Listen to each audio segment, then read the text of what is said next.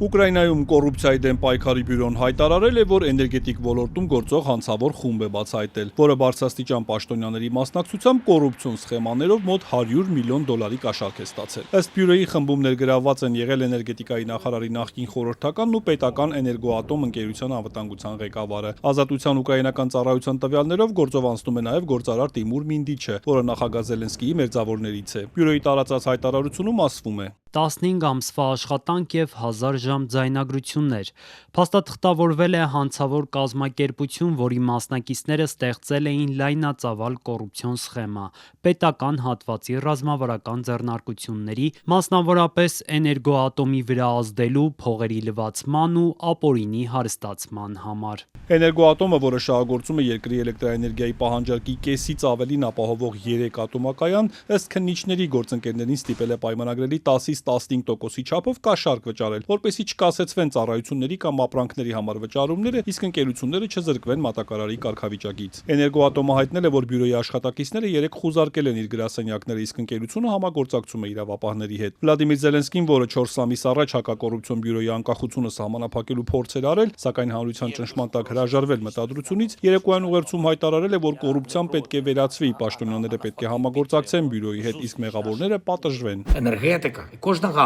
Էներգետիկայի ոլորտում, յուրաքանչյուր ոլորտում բոլոր նրանք, ովքեր ստեղծել են այդ սխեմաները, պետք է իրավական հստակ պատասխան ստանան, պետք է լինեն դատավճիռներ։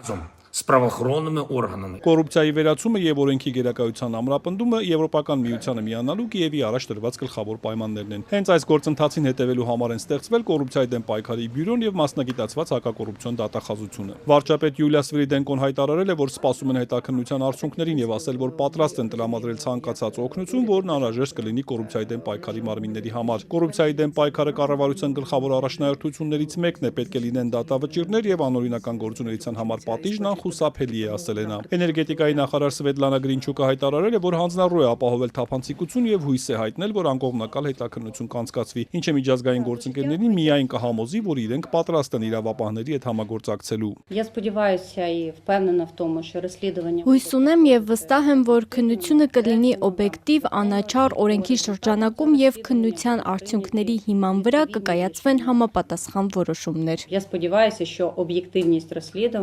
Կոռուպցիոն այս բացահայտումից հետո նախկին նախագահ Պետրո Պորոշենկոյի գլխավորած ընդդիմադիր Եվրոպական համերաշխություն կուսակցությունը հայտարարել է, որ նախագահների ողջ կաբինետը պաշտոնանկանելու գործընթաց է նախաձեռնում խորհրդարանում։ Մեկ այլ ընդդիմադիր կուսակցության պատգամավոր առանձին առաջարկ է ներկայացրել էներգետիկայի և արդարադատության նախարարներին պաշտոնանկանելու վերաբերյալ, սակայն երկու նախաձեռնություններն էլ հաջողության հասնելու քիչ հնարավորություն ունեն, հաշվի առնելով, որ իշխող ուժը մեծամասնություն է Գերագույն Ռադայում։ Կոռուպցիոն այս սկանդալը պայթում է այն ժամանակ, երբ երկրի էներգետիկ համակարգը ծանր վիճակում է հայտնվել ռուսական հարվածներից։ Էլեկտրաէներգիայի հովհարային անջատումները դարձել են հաճախակի, հոսանքը երեկ անջատվել է, երբ Զելենսկին հարցազրույց է տվել բրիտանական Guardian-ին։